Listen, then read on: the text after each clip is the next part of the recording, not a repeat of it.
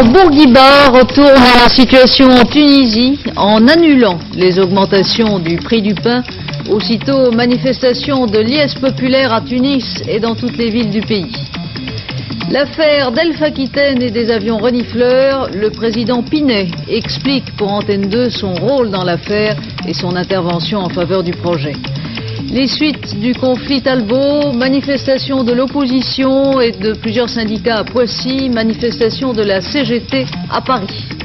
Un nouveau palais des sports pour les Parisiens, le palais Omnisport de Bercy nous ouvre ses portes. Madame, monsieur, bonsoir. Depuis plusieurs jours, les émeutes grondaient en Tunisie. Des émeutes gonflées par la colère populaire après les hausses brutales du prix du pain et de la semoule. Pour la première fois depuis l'indépendance du pays en 1956, le régime du président Bourguiba paraissait sérieusement vaciller.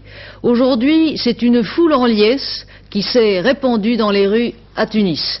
Le président Bourguiba, qui a plus de 80 ans, a ce matin, en 3 minutes, retourné la situation en sa faveur en intervenant à la radio et à la télévision avec des difficultés d'élocution évidentes, mais avec l'autorité du combattant suprême. الأمن في تونس بمجهود الشعب والجنود وأعضاء الأمن. قررت أمام التشويش هذا اللي وقع في تونس نرجع فين كنا، كما كنا قبل، كما كنا قبل الزيادات. الزيادات في الخبز وفي السميد وفي المكرونة وكذا، لا. L'annonce de la décision présidentielle d'annuler toutes les augmentations du prix du pain et des produits céréaliers a aussitôt provoqué des déferlements de joie populaire dans toutes les villes du pays, à commencer par Tunis. Une liesse qui célébrait le président Bourguiba, mais dont son Premier ministre fait les frais, comme l'ont constaté nos envoyés spéciaux Gérard Inet et Pierre Lepetit. 11 heures ce matin, dans le quartier de la Médina. Cela fait 1 heure que les Tunisiens attendent à l'écoute de la radio l'allocution du président. En 5 minutes, le combattant suprême annonce la suppression des augmentations. Tous les prix de pain et de couscous et de macaroni, il a retourné à son place. Toute la population tunisienne est très contente et estime toujours Bourguiba. Aussitôt après cette annonce, des groupes de jeunes gens descendent de la Médina. La foule grossit et laisse éclater sa joie. Des dizaines de milliers de jeunes acclament le président Bourguiba. C'est sans doute cela même qui, il y a 3 jours, avait cassé la ville. Ces femmes crient leur joie. Le prix du pain a été aussitôt rétabli dans les boulangeries. Rapidement, on assiste à des scènes de fraternisation entre la population et les soldats. Tout le monde retrouve le sourire.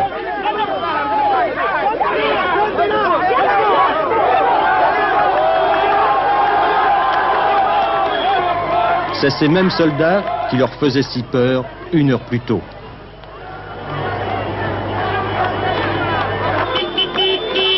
Très vite, la ville se retrouve paralysée par d'énormes embouteillages. Nous sommes ici, avenue du président Bourguiba, la plus grande artère de Tunis. Ici, toute la population sans distinction est maintenant dans la rue. Comme pour les émeutes, aucune organisation ne tente d'encadrer ce formidable mouvement. On a senti un frisson qui s'est généralisé. C'est devant vous une satisfaction générale. Vous pensez que cette mesure est susceptible de rétablir le calme? Ah, je le suppose, sans doute. C'est sans problème. Je crois que le peuple reviendra et oubliera le 3 janvier. Est-ce que vous pensez que cette mesure va rétablir le calme aussi dans le sud? C'est toute la Tunisie, c'est partout. Ce n'est peut-être pas si sûr, car ce soir, dans les villes du sud, à côté des débordements de joie, il y aurait eu des incidents. Mais c'est en tout cas un véritable coup de théâtre que le président Bourguiba vient de faire en faisant acclamer un régime qui paraissait menacé il y a 3 jours. Ce soir, à Tunis, où le couvre-feu a été réduit de 2 heures, plusieurs centaines de jeunes demandaient la démission du Premier ministre. Reste à savoir comment le gouvernement va combler le trou des finances publiques liées aux subventions au pain. Des rumeurs courent à Tunis sur la démission du Premier ministre, des rumeurs non confirmées jusqu'ici. Le président Bourguiba a par ailleurs décidé de gracier tous ceux qui avaient été arrêtés lors des émeutes de ces derniers jours, sauf les pilleurs. Je n'ai rien à voir avec les troubles qui secouent la Tunisie, ce sont les États-Unis qui veulent détruire ce pays comme ils ont détruit le Liban. Tel est le commentaire, bien dans sa manière, exprimé hier à Tripoli par le colonel Kadhafi. Dans une conférence de presse, il a par ailleurs menacé la France de boycotter ses produits, notamment ses armements, sans pour autant préciser ses griefs à l'égard de la France, qui sont sans doute liés au Liban plutôt qu'au Tchad.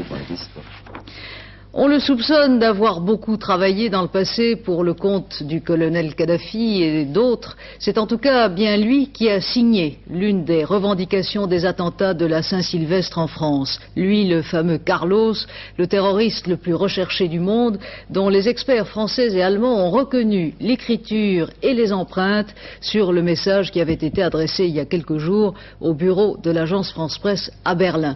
Message signé par l'organisation de la lutte armée arabe.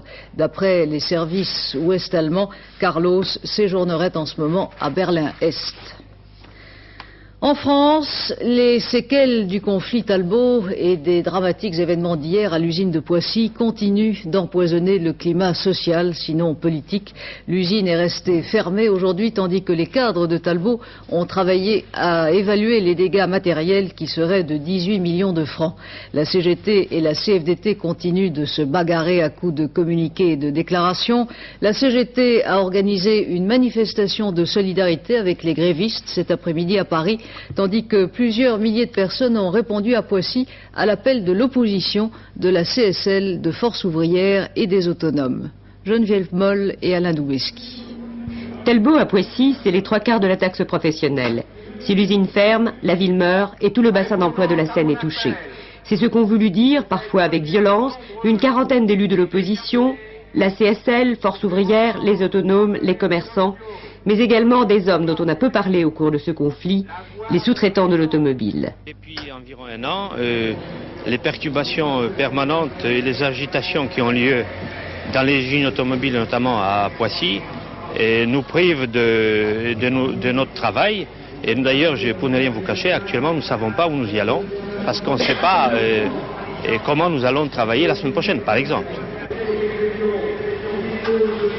La manifestation, qui a réuni environ 3000 personnes, s'est dispersée à 17 h dans le calme.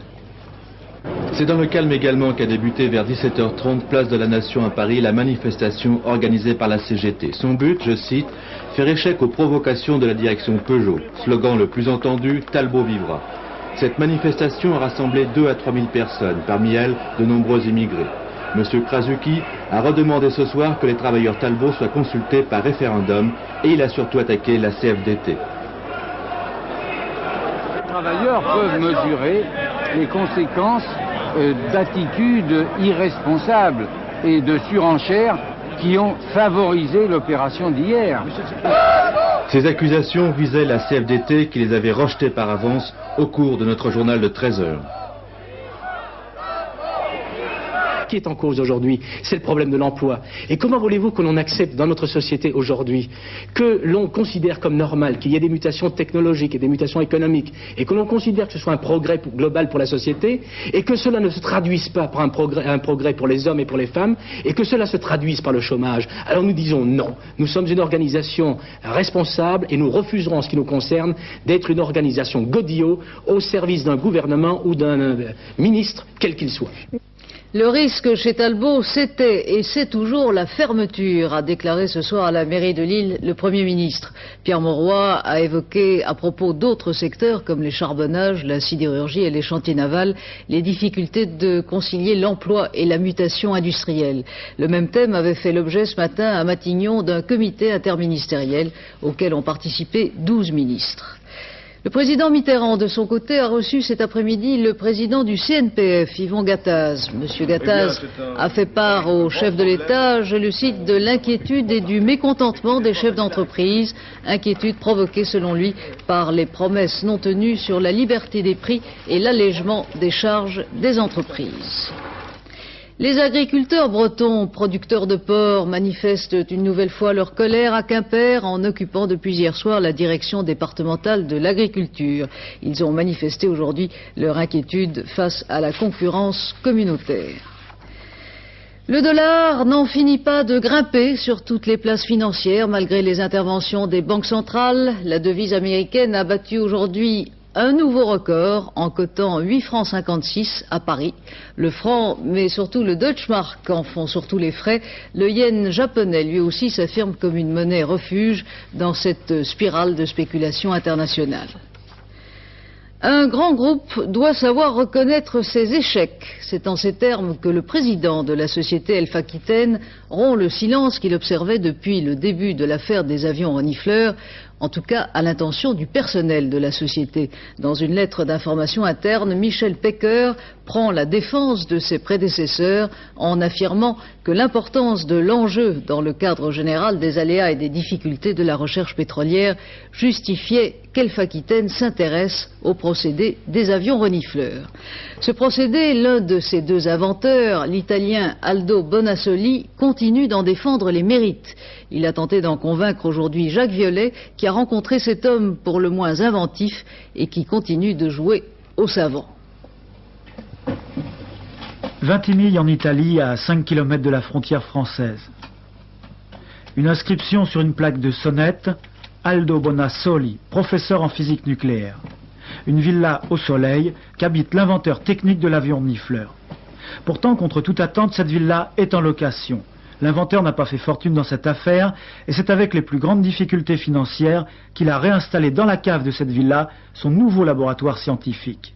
Du matériel racheté 700 000 francs et dont la majeure partie provient des détecteurs de pétrole expérimentés aux frais d'Elf et Rapp avec le fameux comte de Villegas disparu depuis 2 ans et demi.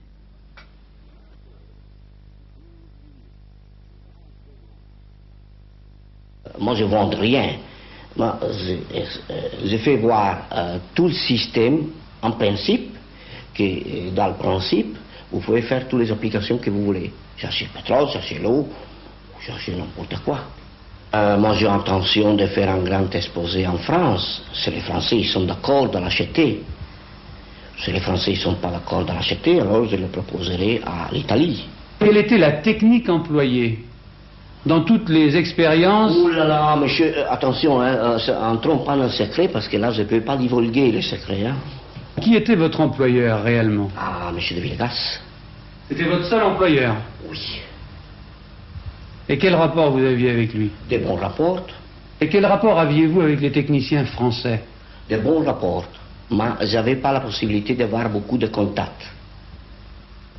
Oui, tout le matériel qui est là vous a été donné au moment de l'expérience par le gouvernement français?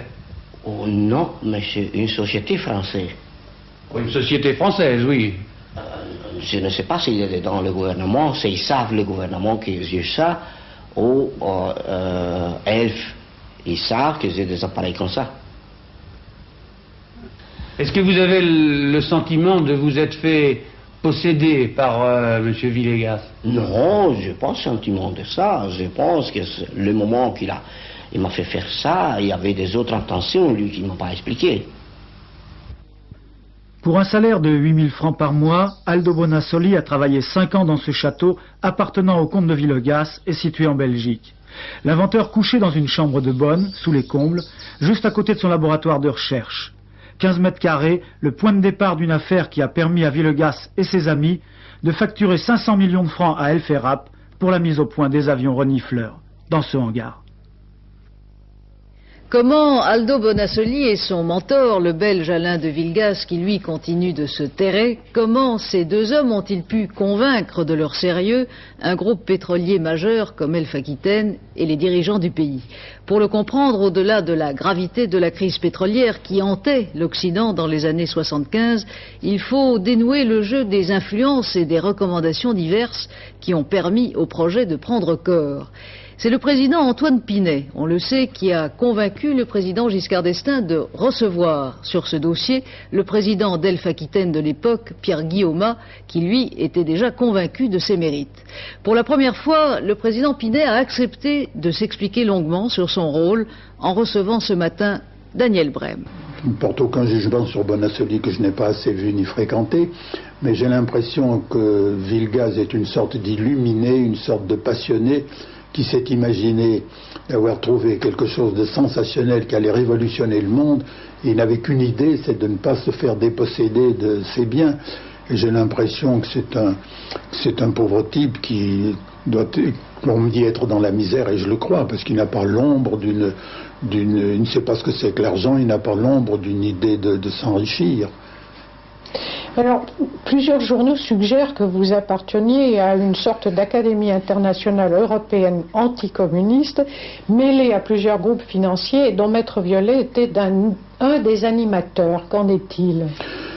Tout ça, c'est de la fable. Il y a quelques petites choses de vrai quand même dans tout ça, mais je n'ai jamais appartenu à aucune espèce d'organisation ni académie internationale. J'ai été invité assez souvent à ce qu'on appelle maintenant des symposiums, des séminaires, des conférences. J'ai été invité quelquefois par l'organisation du Prince Bernard qui s'appelait le Bilderberg. J'ai été invité aussi par Maître Violet à des conférences internationales au cours desquelles on parlait des problèmes internationaux. Là, j'y ai rencontré des gens comme Kissinger, comme Otto de Habsbourg, comme David Rockefeller et des quantités d'autres personnes. Mais aucune de ces personnes n'appartenait à des organismes d'extrême droite. Évidemment, ce sont des gens qui n'étaient pas communistes, qui étaient assez anticommunistes, et quand ils parlaient de choses internationales, ils laissaient ressortir volontiers leur crainte de voir l'idée communiste, la doctrine communiste se développer, mais c'est tout. Le Monde d'hier affirme que par le biais d'un brasseur d'affaires italien, M. Pessanti, le Vatican se profilait même à l'arrière-plan de cette affaire d'avion renifleur. M. Pessanti est un industriel italien important. Il est le président d'Italcementi, qui est la plus grosse affaire de ciment d'Europe. Je crois que c'est un homme qui a ses entrées au Vatican car il est extrêmement catholique, mais le Vatican, je n'ai jamais entendu dire que le Vatican se préoccupe de ces questions politiques et d'activités anticommunistes. Le président Pinet était donc en contact à l'époque avec un groupe d'hommes d'affaires européens qui, eux, patronnaient depuis longtemps et dans des opérations diverses le Belge Alain de Villegas. Albert Duroy, vous avez pu obtenir des informations sur ce groupe nébuleux où se croisent bien des influences. Oui, le rapport de la Cour des comptes fait allusion à un mystérieux groupe international, mais il n'en dit guère plus. De quoi s'agit-il ?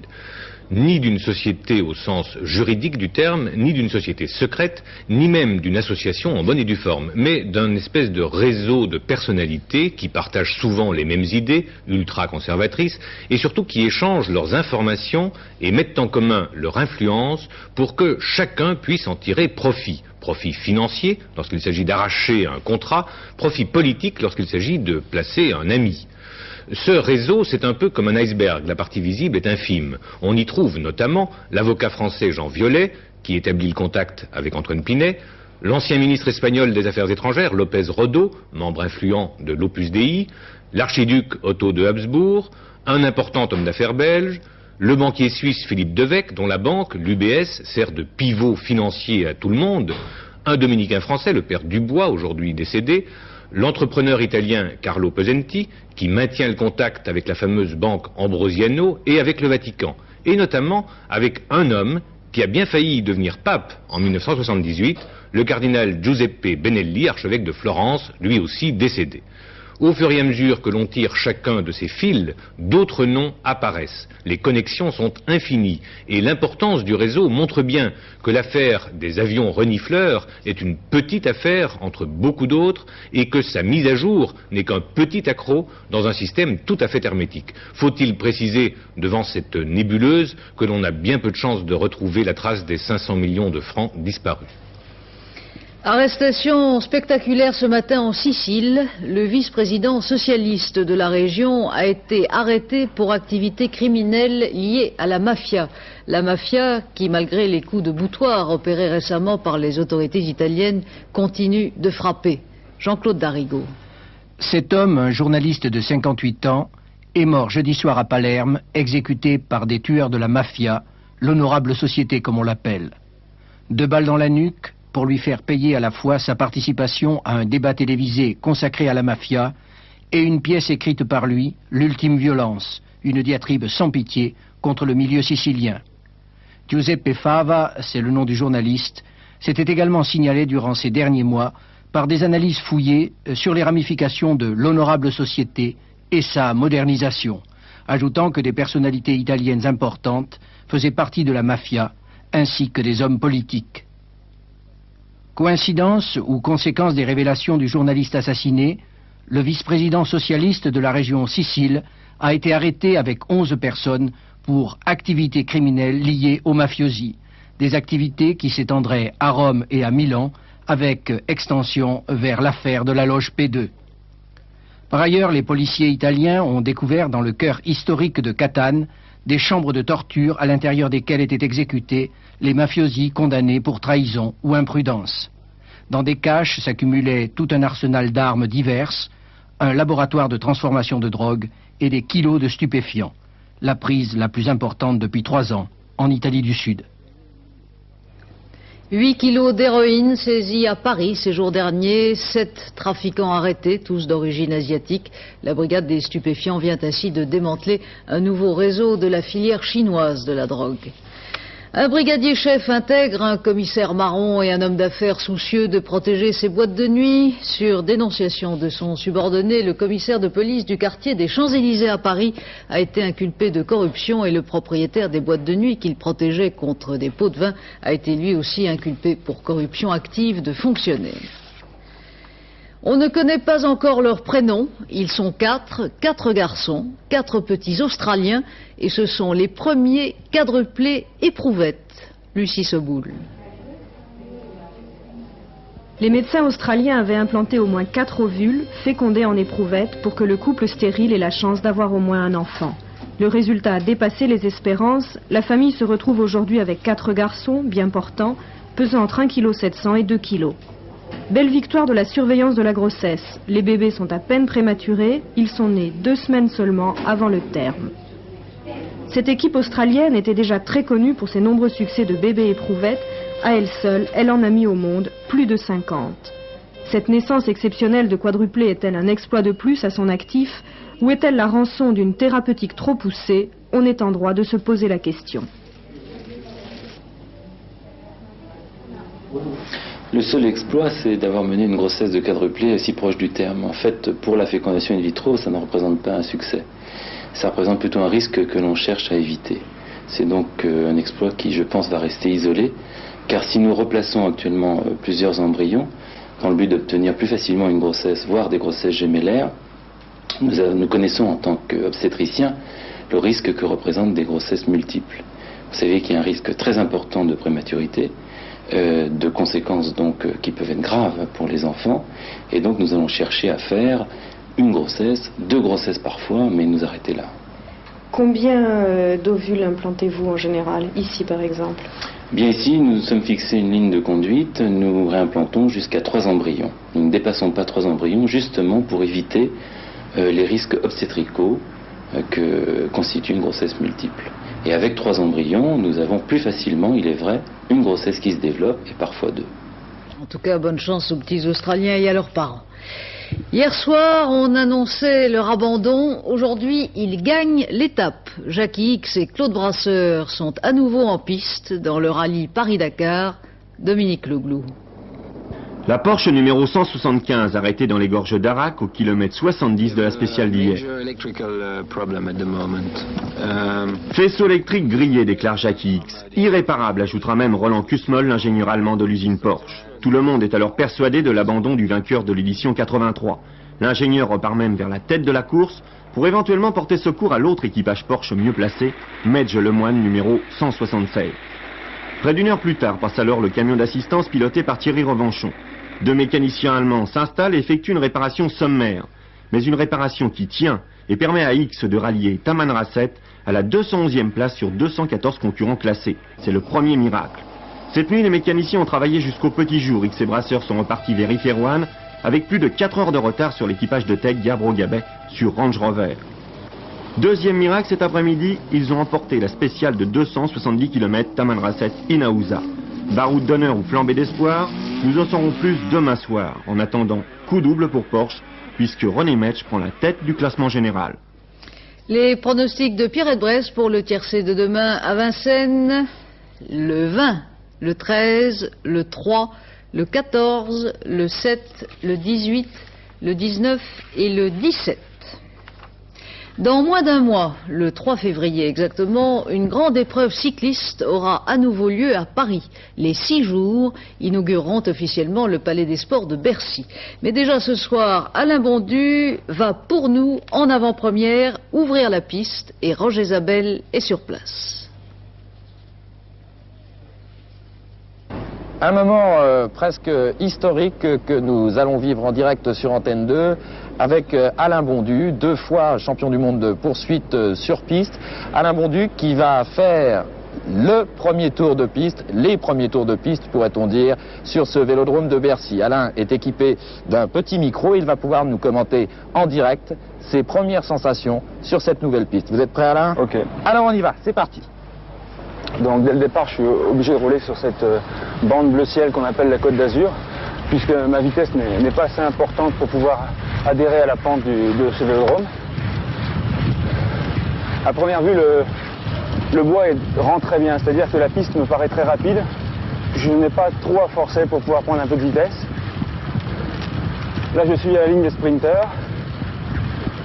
Je vais monter à la ligne des stayers, ce qu'on appelle la ligne des stayers, c'est cette ligne bleue dont les grosses motos ne franchissent pas le seuil. Je pense que ce vélodrome est vraiment bien dessiné, on ne sent pas de secousse. Il est très rapide aussi. Alors vous pouvez monter un petit peu maintenant dans ce qu'on appelle les balustrades. Ok, je monte aux balustrades. Là je mets une attaque, je vais plonger à la corde. Voilà, c'est ce qui s'appelle plonger ça, et sprinter pour passer la ligne devant son concurrent. Du moins c'est ce qu'on espère. Voilà, je vais essayer de ralentir un peu pour venir vous donner les commentaires de cette piste. Oui, parce que ce qu'il faut expliquer, c'est que ce vélo sur lequel vous vous trouvez est un vélo de piste, bien entendu, qu'il n'est équipé ni de frein, ni de roue libre. Voilà, donc on met sa main sur le boyau avant pour freiner. Il y a là une main charitable, en l'occurrence celle de Jean Cour, commissaire international, qui vous arrête. Alain, quelle impression, parce que là c'est vraiment une impression qu'on vous demande. C'est vraiment impressionnant sur le fait que je suis le premier cycliste à monter sur cette piste. Et je pense que cette piste est très bien dessinée et très rapide, parce que j'ai l'impression que le bois est très sec et vraiment de bonne qualité. Vous avez donc un avantage sur les autres concurrents pour les prochains 6 jours qui auront lieu le 3 février prochain avec Grégor Braun, c'est que vous avez testé et le premier, cette nouvelle piste de Bercy. Et peut-être qu'on peut comptabiliser les 3 premiers tours que j'ai fait. Peut-être que j'ai 3 tours d'avance sur les autres maintenant. D'accord, merci Alain. Avec autant de souffle et en roue libre, Alain Gillot-Pétré va nous parler du temps. Merci beaucoup. Oui, un week-end que vous aurez tout intérêt à oublier, il n'a pas grand intérêt. Regardez pourquoi sur la photo satellite. Tout simplement parce que quand tous ces nuages-ci seront passés, ça ira nettement mieux, nettement. Regardez la carte pour demain. Ah, on n'a pas une caméra dessus, elle va se mettre tout de suite, vous allez voir. Donc ces nuages vont passer très rapidement. Et donc, pour demain, en milieu de journée, de l'Aquitaine au Massif central et au nord-est, beaucoup de nuages avec de la pluie. Pas le déluge, je vous le dis tout de suite, ce sont des petites pluies modérées, plus actives sans doute du sud-ouest au Massif central. Cette pluie se décalera ensuite vers le sud-est, où auparavant il aura fait beau, mais elle ne donnera pas de précipitations sur le sud-est, sur la Méditerranée, simplement quelques passages nuageux, et le beau temps reviendra ensuite parce que le Mistral se lèvera. Sur le tiers nord-ouest restant, le ciel sera variable avec une alternance d'éclaircies, de passages nuageux et de quelques petites rafales de vent de nord-ouest. Le baromètre est en baisse. Pour dimanche, ce sera très mitigé. Côté température, de 2 à 9 degrés sur la moitié nord, c'est frais sur le nord-est et sur le centre, 3 à 6, 2 à 4, sur la moitié sud, donc de 3 à 13 degrés maximum à Nice et à Ajaccio, température de saison. Demain, samedi 7 janvier, 1 minute de soleil en plus, levé 8h43, couché 17h10, et nous fêterons tous les Raymond, Saint-Raymond qui est le patron des juristes, et ça fait force de loi. À 22h50, Hervé Claude vous présentera notre dernière édition. Demain, 12h45, Antenne de midi. À demain, 20h. Très bonne soirée sur Antenne 2.